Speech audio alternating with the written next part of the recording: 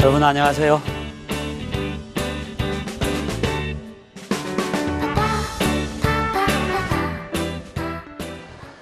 지난 시간 여러분들 제가 드린 말씀 기억하십니까?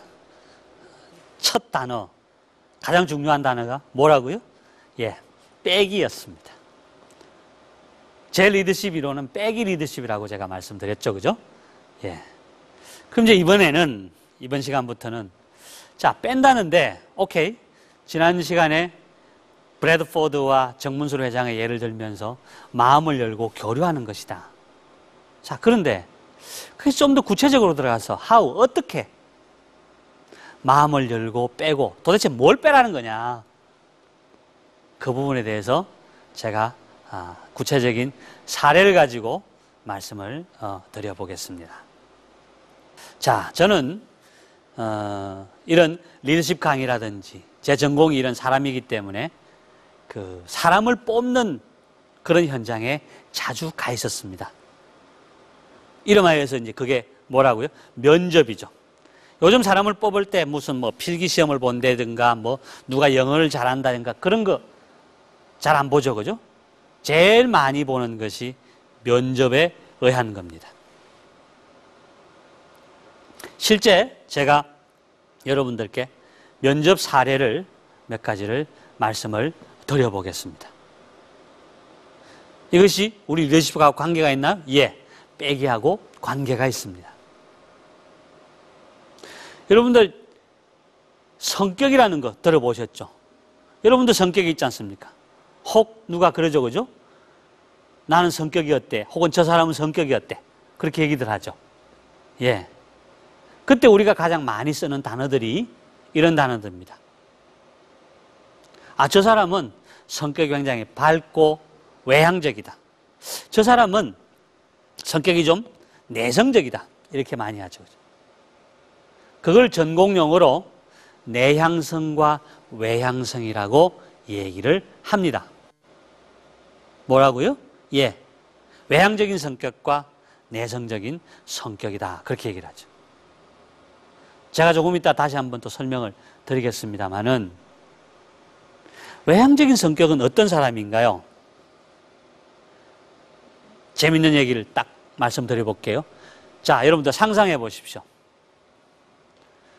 여러분들하고 저하고 지금 얘기하고 있는데 화면을 통해서 만나겠지만은 추측해 보십시오. 저는, 이명구는 외향적일까요? 내향적일까요? 대답하셨나요? 아마 어떤 분은 내성적이다, 어떤 분은 외향적이다 그럴 텐데 제가 다른 사람들의 성격을 맞출 수 있는 힌트를 몇 가지 드릴게요. 지금 제가 여러분들하고 이렇게 화면을 통해서 만나지만은 여러분들 보시다시피 저는 목소리가 조금 크죠, 그죠? 여러분들보다. 그리고 제가 지금 굉장히 액션을 많이 합니다. 이게 팁입니다. 뭘까요? 외향성의 성격을 가진 사람입니다. 그럼 내성적인 사람은 어떨까요? 반대겠죠.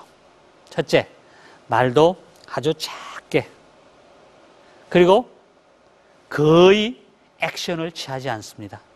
조용조용하게, 아마 이렇게 얘기하겠죠.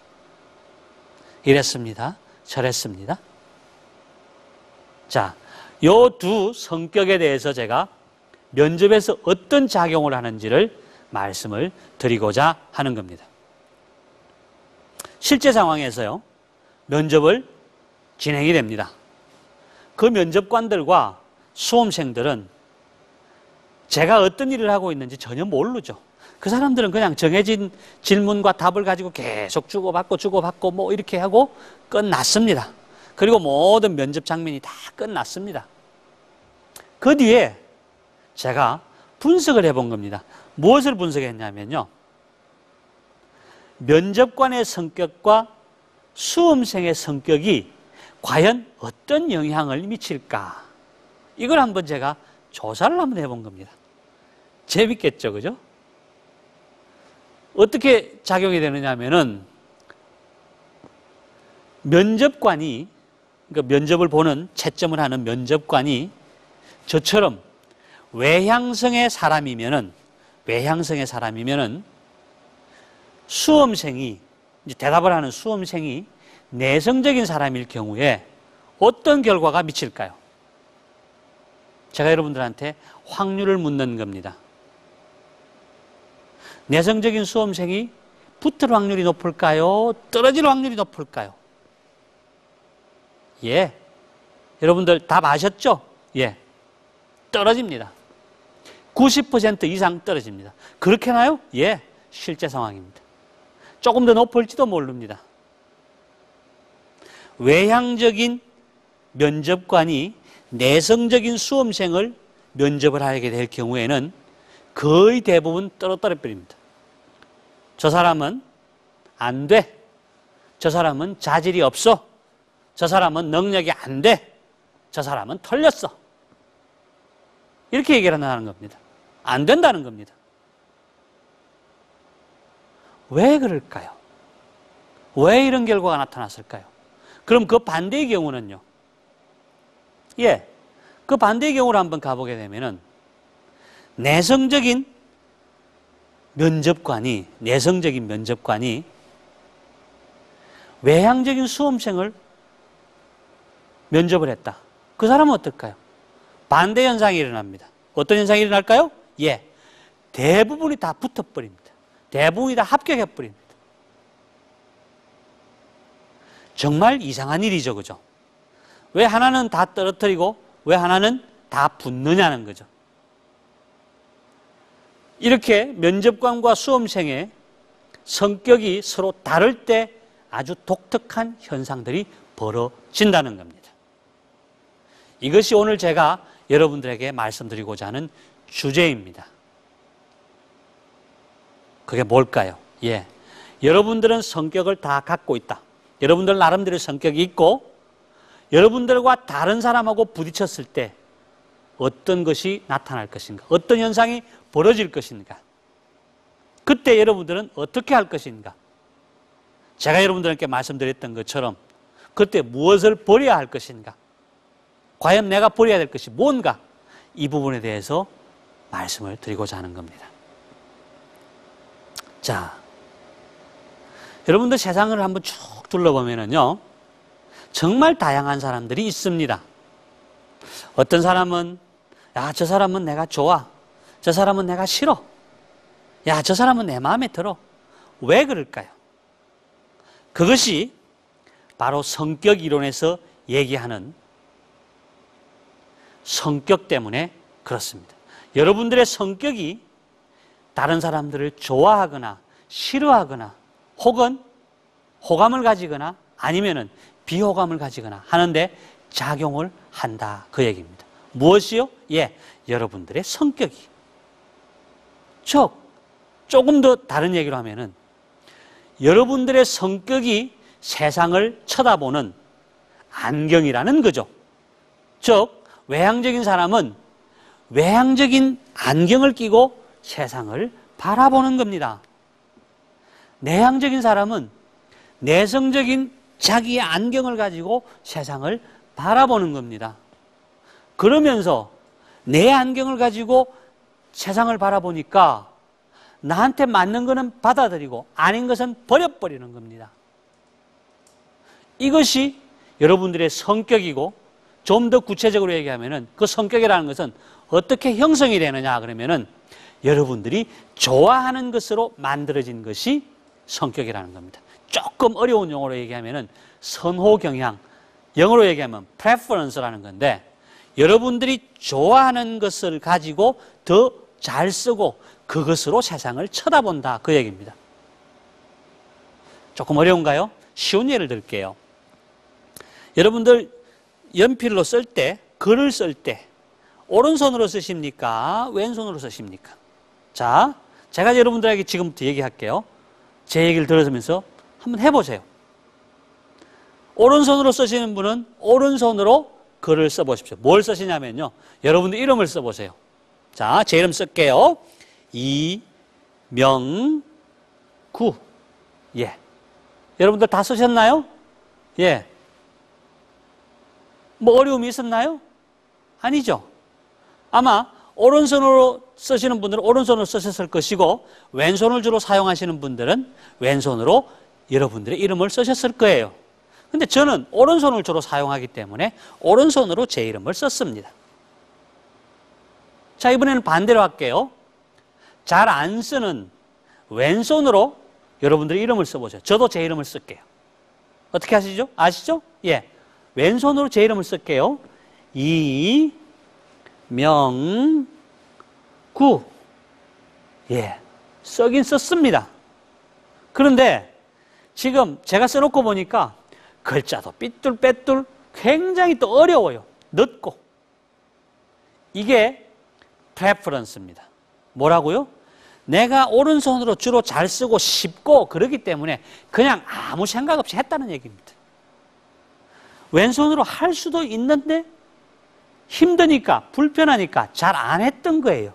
이게 preference와 비선호, 내가 좋아하는 것과 좋아하지 않는 것의 차이인 겁니다. 내가 잘 쓰니까 좋아하니까 그냥 무의식적으로 이걸 썼다 뿐이죠. 이해하셨나요?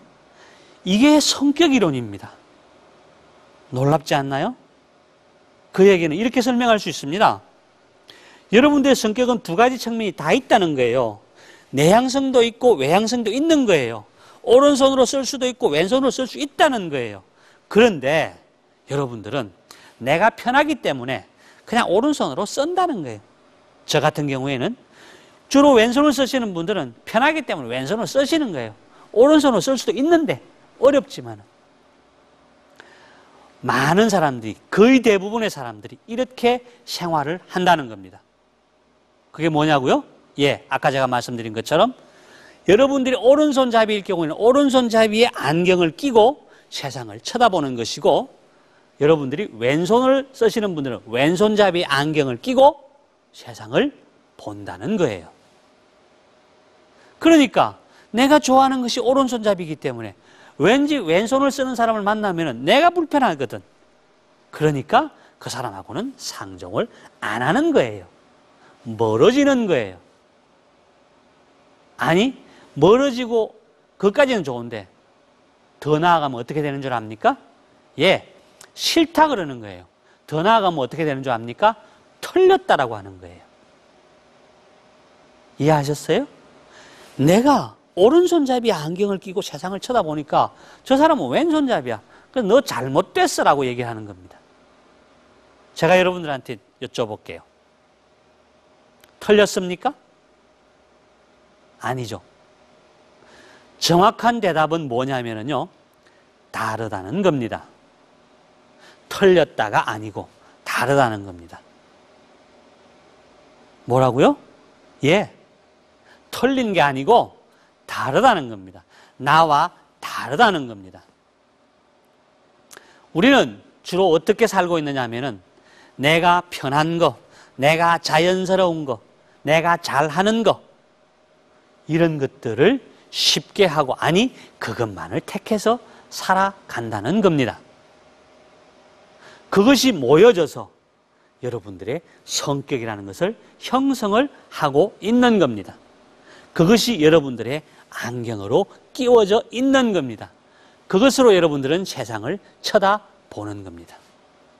조금 더 얘기를 해볼까요? 예. 그러면은 외향성과 내향성은 어떤 차이가 있느냐? 지금 제가 말씀드린 것처럼 외향성은요, 관심이 항상 밖에 있어요. 밖에. 그러다 보니까 목소리도 크고 액션도 많고 다른 사람이 어떻게 하는지 유심히 쳐다보게 되고 주로 관심이 그렇습니다. 그러다 보니까 어떤 특징들이 있냐면요, 혼자 이렇게 가두어 놓으면은, 혼자 있는 시간이 되면은 답답해서 못 삽니다. 굉장히 힘들어져요. 그래서 그분들은요, 조금만 시간이 있으면 막 친구들한테 전화해요. 지금 막 웃고 계신 분 계시죠? 예. 혼자 내비두면은 너무 힘들어서 누구하고 같이 놀자는 거예요. 그래서 계속 전화해서 친구들하고 만나고 수다 떨고 이렇게 살아가시는 분들이 외향성의 분들이에요. 내향성 그 반대죠. 시간이 주어지면은 혼자서 조용히 앉아서 음악도 듣고 낮잠도 좀 자고 책도 보고 혼자서 참 잘해요. 그런데 오랫동안 많은 사람들하고 얘기하고 만나고 하면은 굉장히 힘들어지시는 분들이 이런 내성적인 분들이라는 거죠. 이해하셨죠? 예. 내성적인 분들은 모든 초점이 어디냐면 내 안쪽이에요. 나예요, 나. 그런데 외향적인 사람들은 바깥에 있다는 거예요. 이런 차이가 있는 거예요. 자, 이제 제가 답을 드릴 때가 됐네요. 처음에 제가 예를 들었던 면접 장면 여러분들 기억하시죠? 예. 이 장면에서 왜 그런 일이 벌어졌는가를 제가 설명을 드리죠. 외향성의 사람들은 끊임없이 뭐 한다고요? 예. 바깥으로 관심을 드러냅니다. 다른 사람들하고 얘기를 합니다. 목소리가 커집니다. 액션이 커집니다. 그런데 내성적인 분들은요, 혼자서 생각을 합니다. 혼자서 깊게 골똘하게 생각을 하고 분석하고 합니다. 그런데 면접이라는 장면은요, 면접이라는 장면은 묻고 답하는 장면입니다. 자, 외향적인 면접관이 내성적인 수험생에게 질문합니다. 오늘 이런 부분에 대해서 어떻게 생각하시죠? 외향적인 면접관이 물었습니다. 내성적인 수험생은 질문을 들었으니까 답을 해야 되죠. 그런데 생각을 해야 합니다. 왜냐하면은 저 질문이 무슨 말일까? 어떻게 할까? 그러면서 생각을 하고 자기 생각이 정리가 되어야만 비로소 답이 가능합니다. 제가 지금 구체적으로 몇 단계를 나누어서 설명을 드렸지만은 사실 아주 짧은 시간에 일어나는 겁니다. 거의 표가 안 납니다. 내가 누구한테 이랬어요? 저랬어요? 하면은 내성적인 사람도 곧잘 대답을 합니다. 그런데 습관적으로 내가 정리를 해야 될 시간이 필요했기 때문에 내성적인 사람은 대답하는 데까지 0. 몇 초의 간격이 있습니다. 차이가 있다는 거죠. 그리고 외향적인 사람은요. 외향적인 사람은 물으면은 묻는 중에 답을 합니다. 차이가 없죠. 그거를 외향적인 사람은 면접관은 내성적인 수험에게서 무엇을 느끼느냐 하면 답답하다로 느낍니다. 저 친구 왜 대답을 저렇게 늦게 하지? 왜 이렇게 답답하지? 불과 0. 몇 초의 차이가 그렇게 엄청난 결과를 초래해버립니다. 말씀드렸죠? 수험생들은요, 면접관이 외향적인지 내성적인지 모릅니다. 당연히 면접관도 외향적인지 수험생이 내성적인지 모릅니다. 그런데 결과가 끝나고 뒤집어 보니까 외향적인 사람들은 내성적인 사람을 전부 떨어뜨려 버립니다. 왜? 답답하거든. 말을 하면은 적시적시 대답을 해야 되는데 못 기다린다는 얘기죠. 이제 이해하셨나요? 외향적인 면접관들은 자기의 눈으로 외향적인 자기의 안경을 가지고 그 사람들을 평가하니까 대답이 0.06초 늦었는데 0.04초 늦었는데 아니 조금 길면 1초 늦었다 치자. 잠깐 생각하고 얘기하는데 그걸 못 기다려주는 겁니다. 기다리지 못하는 겁니다. 그러면서 어떻게 했다고요? 털렸다라고 해버리는 겁니다. 그러니까 내성적인 사람은 어디 가서 서느냐는 거죠. 면접에서 이 장면은 굉장히 중요한 장면입니다. 모든 사람들이 다 그렇게 본다는 거죠. 반대의 경우, 내성적인 면접관은 저 친구들이 너무 말을 잘하는 거예요. 야, 나보다 훨씬 말을 잘하네.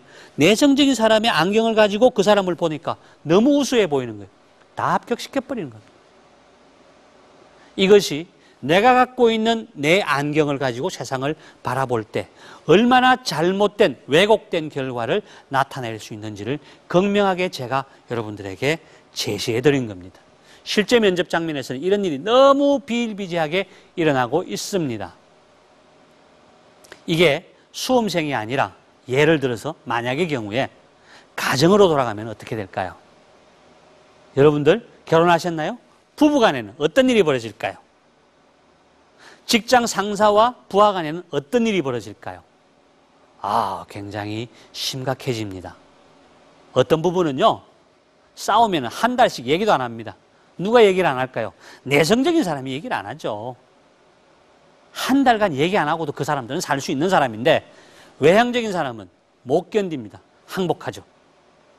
누가 나중에 항복하는지 알겠죠? 만약에 둘 다 내성적인 사람이면요, 1년도 갑니다. 그럼 둘 다 외향적인 사람은 어떻게 될까요? 지지고 볶고 싸우고 끝내버리죠. 이런 차이가 실생활에서도 굉장히 많이 일어납니다. 신입사원을 뽑을 면접뿐만이 아니라 가정생활, 또 회사에서 직장 상사와 부하 간에 이런 갈등들이 굉장히 일어나는 이유는 내 안경을 가지고 그 사람을 판단하고 보고 나하고 기준이 틀렸을 때, 다를 때 틀렸다라고 해버리기 때문에 이런 결과가 나타난다는 거예요. 굉장히 심각하죠. 예, 굉장히 심각한 결과입니다. 저희가 젊었을 때, 결혼을 했을 때 어른들이 이런 말씀을 하셨어요. 결혼이라는 것은 부부가 맞춰서 사는 거야. 살아가다 보면은 맞춰져. 예, 그게 정답이에요. 정말 우리 애 어른들이 거기에 지혜가 있는 거예요.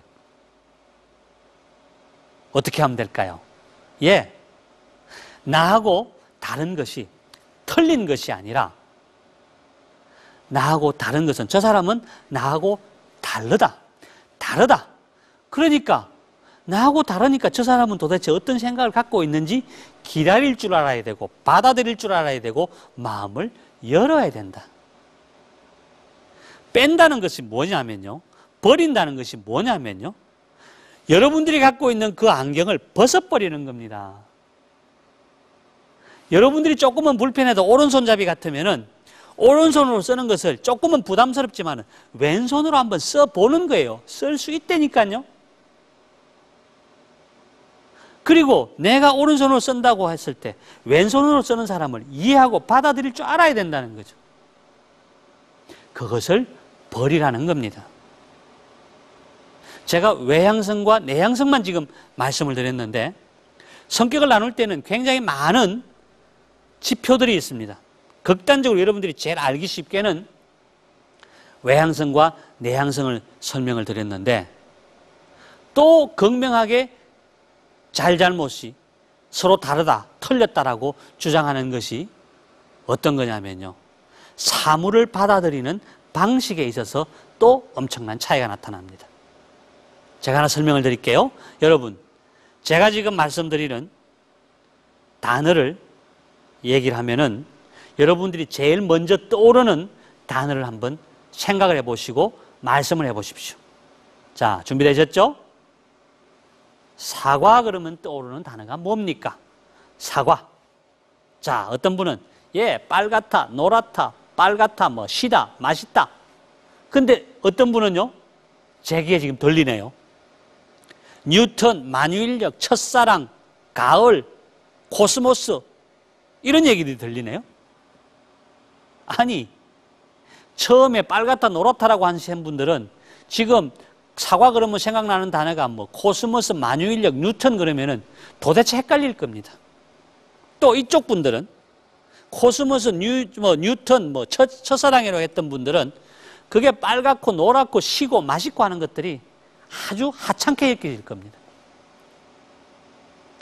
똑같은 사물을 두고 받아들이는데 그 방식의 차이에 따라서 지금 여러분들 머릿속에 떠오르는 단어들이 달라진다는 겁니다. 그것이 뭐냐면은 세상을 보는 또 한 가지의 안경이, 기준이 여러분들에 또 있다는 겁니다.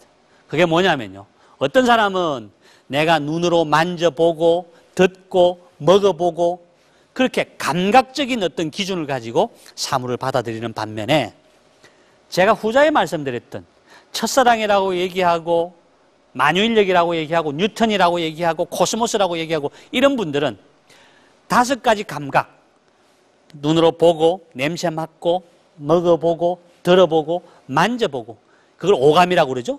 그 오감이 아닌 6번째 감각, 식스 센스, 그게 뭐냐?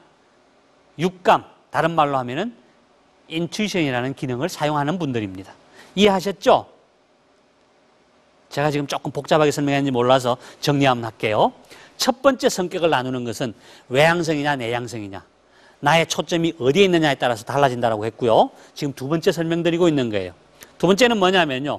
사물을 받아들이는데 내 감각기관을 동원해서 받아들이느냐 아니면은 여섯 번째 감각을 가지고 하느냐에 따라서 엄청난 결과의 차이가 나타난다는 것을 제가 여러분들한테 말씀드리고 있는 거예요.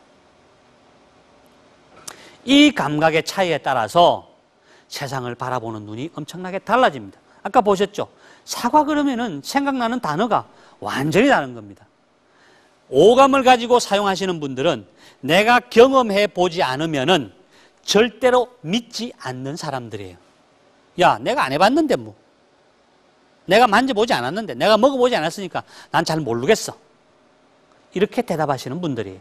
그러니까 어떤 새로운 가능성이라든지 미래에 대한 일이라든지 꿈이라든지 이런 부분에 대해서는 굉장히 취약할 수밖에 없습니다. 그런데 이쪽 아까 꿈을 갖고 있는 식스 센서를 사용하는 분들은 그런 오감을 사용해서 사물을 받아들이고 판단하는 것을 굉장히 아주 저급하다, 하찮다고 여겨버리는 겁니다. 그러니까 실제 생활에서는 부부가 예를 들어서 실제 생활을 한다고 한다면, 아니 더 좋은 예를 들게요. 병원에 누가 병문안을 간다고 하면은 아까 말씀드렸던 오감을 가지고 사용하시는 분들은 주로 무엇을 갖고 선물로 사가지고 가는지 아십니까? 먹는 거, 맛있는 거, 마시는 거, 뭐 이런 것들을 사가지고 가시는 분들이에요. 그런데 두 번째 그룹은 어떻게 뭘 사갖고 가시는 줄 아세요? 꽃을 사갖고 갑니다. 책을 사갖고 갑니다. 생활에서 굉장히 다른 거예요. 자, 오늘은 제가 이렇게 두 가지 성격의 지표에 대해서만 말씀을 드렸는데 이것이 여러분들의 안경으로 고정이 되어서 그 안경을 벗지 못하면은 여러분들은 그 시각으로만 세상을 바라보고 사람을 바라본다는 겁니다. 그렇게 되면은 제가 아까 말씀드린 것처럼 나하고 다른 것을 틀렸다라고 해버리기 때문에 조직에서 부하들이 내 생각하고 다를 때 그 사람을 틀렸다 그러고 무시해버리고 내쳐버리는 겁니다. 첫 시간에 제가 말씀드린 것처럼 자만과 교만에 쌓여있는 것과 그게 또 더 한 가지 추가가 돼서 내 기준에 맞지 않으면 틀렸다라고 해버리면 조직 구성원들은 그 사람하고 맞출 수가 없어요. 다 도망갑니다. 다시 제가 말씀드렸죠, 그죠? 제가 말씀드리는 리더십은 빼기 리더십이다. 여러분들이 오른손으로 쓸 수 있는 사람도 왼손으로 써보라는 겁니다. 아니, 더 나아가서 왼손잡이를 이해하라는 겁니다. 그 사람들의 얘기를 들으라는 겁니다. 내가 오른손잡이다. 내 안경이 오른손이다. 그걸 한번 벗어보라는 겁니다. 세상이 달리 보일 겁니다. 사람이 달리 보일 겁니다. 세상이 넓어 보이고 밝게 보이고 아름답게 보일 겁니다. 단지 여러분들이 조금 힘들다고 해서 오른손잡이가 왼손으로 쓰는 것이 조금 힘들고 부담스럽고 어렵다고 해서 안 하면 안 된다는 겁니다. 그걸 한번 해보십시오. 얼마든지 할 수 있다는 겁니다. 여러분들이 부담스럽고 어렵고 조금은 어색한 것, 그것들을 한번 도전해보는 것, 다른 얘기로 하면은 여러분들의 안경을 한번 벗어보는 것, 여러분들의 기준을 한번 버려보는 것, 이것이 리더가 가져야 될 또 한 가지 여러분들의 덕목이다. 갖춰야 될 것이다. 리더의 자격 조건이다. 그래서 제가 여러분들에게 21세기 리더십은 빼기 리더십이라고 말씀드린 겁니다. 자, 결론적으로 여러분들의 안경을 여러분들이 조금은 부담스러워하는 것들을 한번 받아들여보고 여러분들의 안경을 한번 벗어보십시오 라는 것이 두 번째 여러분들에게 던져드리는 메시지였습니다. 다음 시간에 뵙겠습니다.